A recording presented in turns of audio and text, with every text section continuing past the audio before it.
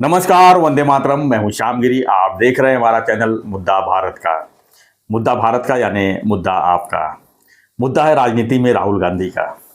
जी हाँ, राहुल गांधी की न्याय यात्रा का आज अंतिम पड़ाव है, यानी कि अब वो मुंबई पहुंच चुके हैं। उनका जो है सर आज थाना में है। नहीं, थाना से मुंबई जा रहे हैं। हाँ हाँ, तो न्याय यात्रा का ये अंतिम पड़ाव है। और वो जो जहाँ से शुरू किए थे मणिपुर से मुंबई, यानी मुंबई आज जो है पहुंच गए हैं और न्याय यात्रा में जो है समापन हो रहा है। लेकिन अब सवाल ये उठता है कि राहुल गांधी की न्याय यात्रा से जो ठाणे और मुंबई जो इस तरह से भीड़ देखी गई है, इस पर जो है चुनाव पर क्या असर पड़ा, क्योंकि चुनाव का माहौल है और उनका तो न्याय यात्रा का माहौल है। तो ऐसे में चुनाव यात्रा वर्सेस न्याय यात्रा, ये कितना कॉम्बिनेशन बैठता है, इसी पर हम चर्चा कर लेंगे हमारे सहयोगी अनिल सतीश से, और जानेंगे कि राहुल गांधी की जो ये यात्रा थी कुछ 2 महीने की, ये चुनाव पर कितना असर डाल सकता है। सर आप क्या मानते हैं सर? चुनाव पहले जानना चाहूंगा आप क्या जानते? भारत जोड़ो यात्रा पहले था, उसमें उनको कर्नाटक की जीत मिली, तो उन्होंने उसी जोड़ दिया कि हम भारत जोड़ो यात्रा की वजह से जो है हमको कर्नाटक में जीत मिल गई। लेकिन वो तो बदलाव होता है, वो सबको पता है कि 5 साल बीजेपी, 5 साल कांग्रेस, 5 साल बीजेपी। लेकिन उसी के बाद जो है चुनाव हुए, राजस्थान में न्याय यात्रा शुरू किए, राजस्थान में गई, मध्य प्रदेश में गई, और महाराष्ट्र में अभी तो पूरा बंटाधार हो गया।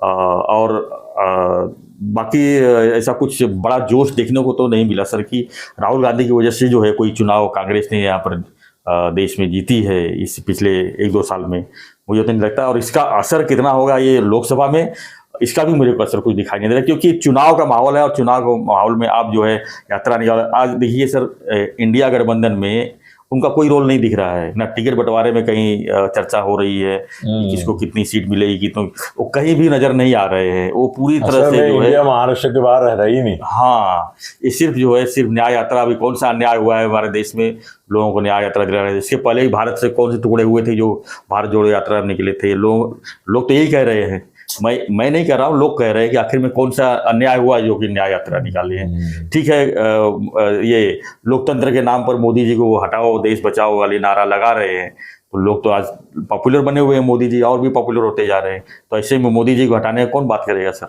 आप बताइए। तो आपको हटाने में ये सफल नहीं होगी जी।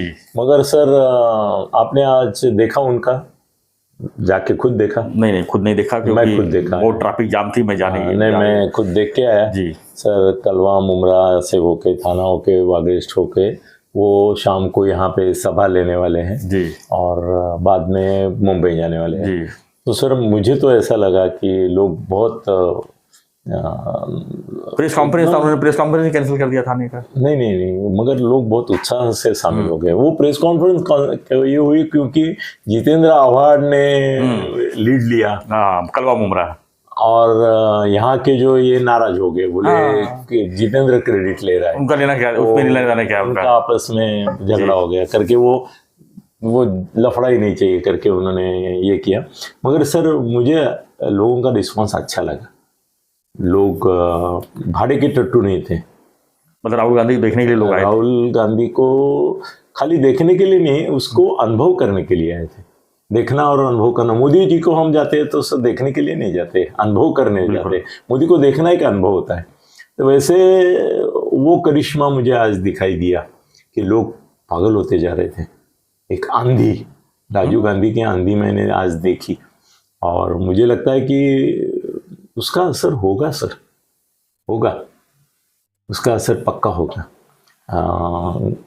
भले पूरी जीत नहीं दिलवा पाएंगे, मगर महाआघाड़ी को जो कोई बेस ही नहीं था, कोई एक यूनाइटिंग फोर्स भी नहीं था, तो कम से कम इनकी वजह से एक यूनाइटिंग फोर्स आ गया।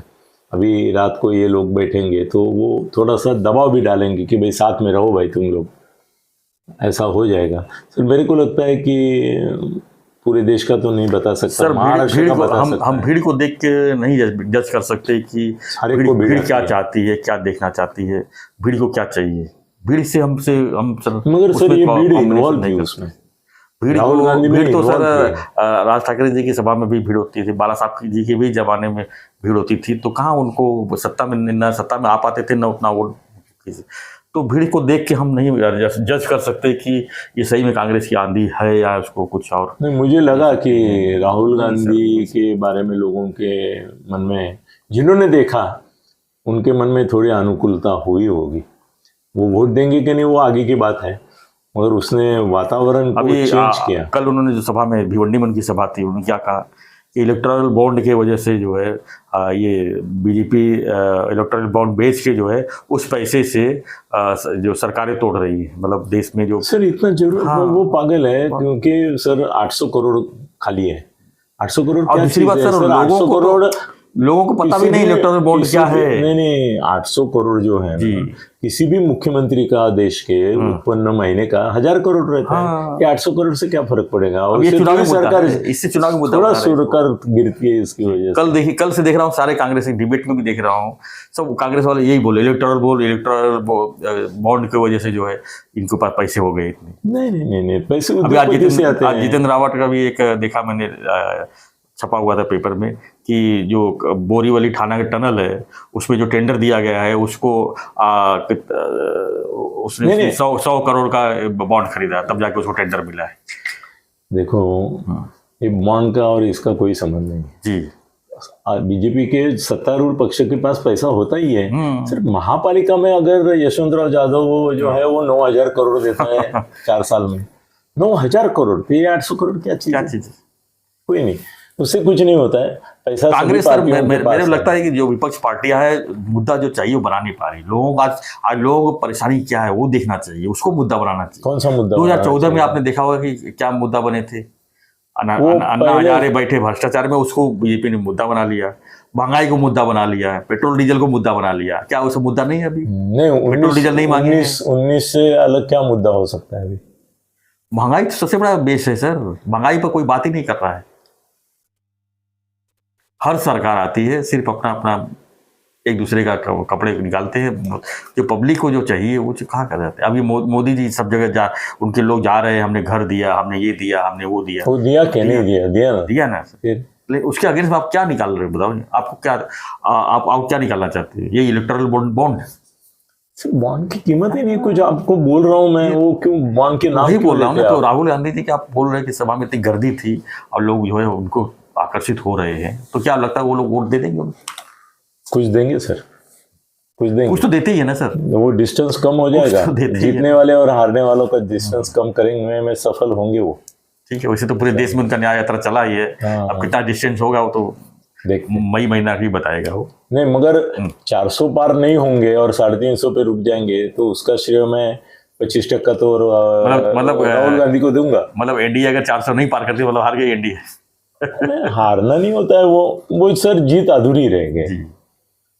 कैसे सर 400 पार नहीं होता, मतलब मैंने 350 भी पार कर लिया तो मैं तो आश्चर्य मानूंगा। मैं नहीं, 350 तक एनडीए जाएगी। एनडीए, हाँ एनडीए की बोल रहा हूँ। और 300 के आसपास रहेगी। नहीं, 350 को मैं बिग शॉट मानूंगा मैं सर। हाँ, बिग विन मानूंगा। वो तो है अभी के हिसाब से। तो तीसरी बार अगर कोई गवर्नमेंट बनाता है इतनी बड़ी मेजोरिटी में तो मैं बिग विन बोलूंगा। यस। मैं आज राहुल गांधी से थोड़ा प्रभावित भी हुआ और चिंतित भी हुआ। अच्छा। क्योंकि बीजेपी अपना ये शिवसेना, शिंदे और अजीत दादा वो एक नहीं हो पा रहे, उनके झगड़े कायम हैं और ये आ गया इधर, मुश्किल है। ठीक है सर, आपकी क्या प्रतिक्रिया है हमारा इस चर्चा पर? जरूर लिखिए। राहुल गांधी के बारे में आप क्या कहना चाहेंगे? जो उनकी भीड़ को देखकर आप क्या कहना चाहेंगे? पर उसका सक्सेस हुआ सर। हाँ, ठीक, ऐसा मैं मानता हूँ। सक्सेस फेल्यूर नहीं हुआ। जी। तो इसी खबरों के लिए लोकसभा चुनाव में भी बहुत से खबरें आएंगे। उसके लिए गगनभेदी थत्ते को सब्सक्राइब कीजिए और इनका लिंक पकड़ के वहां भी आ जाइए। तो ऐसे अभी लोकसभा चुनाव आ रहे हैं, बहुत सारे मुद्दे आएंगे, बहुत सारे वक्तव्य आएंगे लोगों के, तो इस पर हम जो है लगातार हम इस पर बने रहेंगे। इसके लिए आपको चैनल को हमारे को सब्सक्राइब करना होगा, लाइक शेयर तो करते ही है। तो देखते रहिए हमारा चैनल मुद्दा भारत का। धन्यवाद। जय हिंद, जय महाराष्ट्र, जय श्री राम।